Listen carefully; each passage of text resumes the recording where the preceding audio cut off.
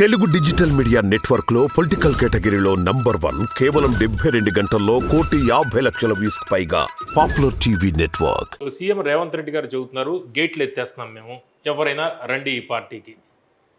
ఇప్పటికే ఆల్రెడీ రంజిత్ రెడ్డి, దానం నాగేంద్ర ఇలాంటి వాళ్ళు ఇంకా చాలామంది ఇతర పార్టీల నుంచి సిట్టింగ్ ఎంపీలు కూడా ఈ పార్టీకి వస్తున్న పరిస్థితి.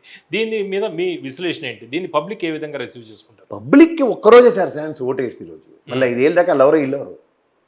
దానం నాగేంద్ర నేను ఎలక్షన్స్ ముందు నుంచి చెప్తున్నాను, is the #1 candidate to jump in to the Congress అని. అసలు కాంగ్రెస్ నుంచి నిలబడతారని చెప్పాను నేను నా విశ్లేషణలో. The same is repeated back. అధికార దానం, అధికార దానమే, అధికార దాహం.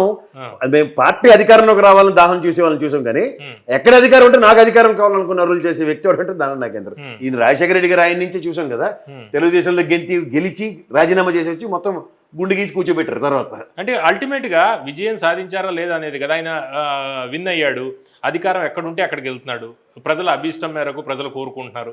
ఇలా చాలా మంది అదే చెప్తూ ఉంటారు కదా. రేపు ప్రజలు చెప్పారని వీళ్ళు మనకి చెప్తూ ఉంటారు.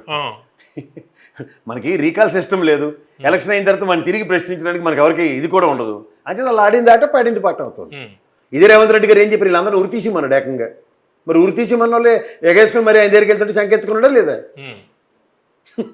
అంటే దానికి ముఖ్యంగా నేను జైన్ రంజిత్ రెడ్డి గారి గురించి, దానం గారి గురించి మాట్లాడింది రేవంత్ రెడ్డి మాటలను వింటే కనుక మీకే ఆశ్చర్యం కలుగుతుంది. అలాంటిది ఈ రాజకీయ నాయకులకి వాళ్ళకి ఏంటంటే ఇప్పుడు ప్రసాద్ గారు మీరు చెప్పింది చాలా మంది ఏకీభవిస్తారు. అయితే ఆయన దాని నేపథ్యం కూడా చెబుతున్నారు కదా రేవంత్ రెడ్డి గారు.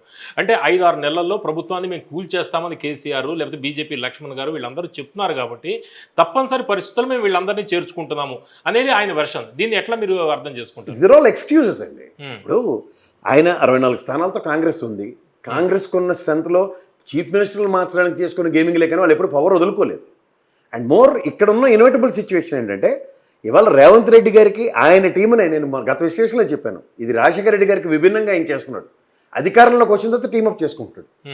ఈ టీమప్ చేసుకునే కార్యక్రమంలో ఇప్పుడు వెళ్ళి అందరూ వచ్చి జాయిన్ అయిన వాళ్ళు మంత్రి పదవుల్లో సమితి స్థానాలు అని చెప్పి రేవంత్ రెడ్డి గారిని నమ్ముకొచ్చి జాయిన్ అయిన వాళ్ళే తప్ప కాంగ్రెస్ వైభోగం చూసి వచ్చి జాయిన్ అయ్యేవాళ్ళు కాదు వీళ్ళు. ఈ 6 వస్తాయని ఆల్రెడీ ఎవరో ఫస్ట్ ఇన్ ఫస్ట్ అవుట్ ఎవరు ముందు జాయిన్ అయితే అది.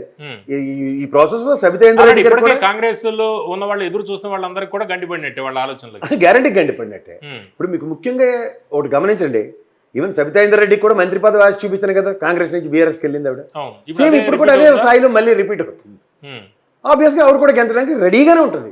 ఇప్పుడు ఎవరెవరు రాబోతున్నారు, ఎవరెవరు మంత్రులు కాబోతున్నారు చెప్పండి మీ అంచనా.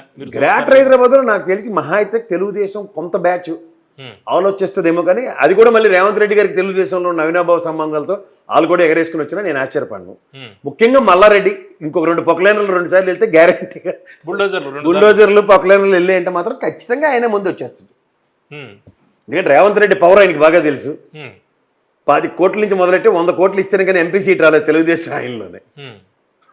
చేత రేవంత్ రెడ్డి గారికి ఒకసారి తగులుకున్నారంటే వదల బొమ్మాలి సినిమా చూపిస్తారని నాకు బాగా తెలుసు. అంచేత నాకు మల్లారెడ్డి గారి మీద డౌట్ ఉంది, సబితేంద్ర రెడ్డి గారు ఒకళ్ళు గ్యారంటీగా వీళ్ళిద్దరు మళ్ళీ మంత్రులు అవుతారా వీళ్ళు అవడానికి కూడా. ఏం మల్లారెడ్డి మంత్రి కావడం కానీ సబితేంద్ర రెడ్డి మాత్రం మాకు గ్యారంటీగా అవుతుంది ఆవిడ. ఈ రాజేంద్ర దగ్గర ప్రకాష్ గౌడ్ వీళ్ళంతా కూడా ఇదంతా అంతే తిరుగు తపాలా బ్యాచ్ ఇది. ఎందుకంటే బీఆర్ఎస్కి మీకు ఒక విషయం చెప్తా సార్, మీరు కూడా ఒక సీనియర్ జర్నలిస్ట్, మీరు అన్నీ చూశారు. వాళ్ళకి ఎప్పుడు 20 నెంబర్ ఉండేది సార్. 20 మందితో మొదలెట్టిన ప్రస్థానం వాళ్ళది. బిక్కుతో వెలుగుతో 15-16 గెలవడం. రాష్ట్రం ఏర్పడిన తర్వాత ఒక కాన్ఫిడెన్స్ లెవెల్స్తో కొంత పరిరక్షణ జరిగింది తప్ప వాళ్ళకు నిశ్చితంగా పట్టుమని 10 మంది కూడా లేరు రాజన్న అని రాజశేఖర రెడ్డి గారి మాటలు మర్చిపోకూడదు. ఈ సంతోష్ గారు, ఈ మన జగ్గారెడ్డి అన్న వీళ్ళందరూ అక్కడ నుంచి చెకురపక్షంలో కాంగ్రెస్కి వచ్చి సురక్షిత స్థానాల్లో ఉన్నవాళ్ళే కదా. ఈరోజు దక్షిణ తెలంగాణ నుంచి వచ్చిన వలసల్ని గుడ్డిగా నమ్మి మోసపోయింది బీఆర్ఎస్. ఇంకొక లీడర్లు ఎమర్జ్ చేసుకోలేదు. సో ఇక్కడ ఈ 37 దాడులు ఏమవుతాయంటే ఖచ్చితంగా వాళ్ళు కూడా పొలిటికల్ ఎన్హాన్స్మెంట్లో ఈ 5 years టర్మ్ వాళ్ళు సర్వైవ్ అవ్వాలి కదా. అపోజిషన్లో కూర్చున్నంత మాత్రం కాదు కదా.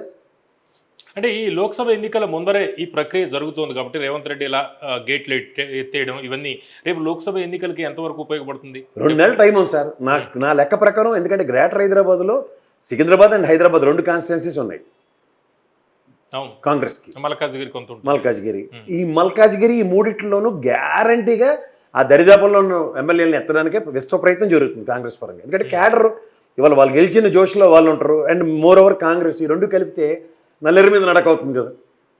When is aiming not less than 10+ seats గెలవాలన్న కాంగ్రెస్ స్ట్రాటజీ పెట్టుకున్నప్పుడు ఖచ్చితంగా ఇవన్నీ అడ్వాంటేజ్ సిచ్యువేషన్స్ క్రియేట్ అవుతాయి. అలాంటప్పుడు ఏం చేస్తారు? అందొచ్చిన దాన్ని ఏమీ కాదనరు.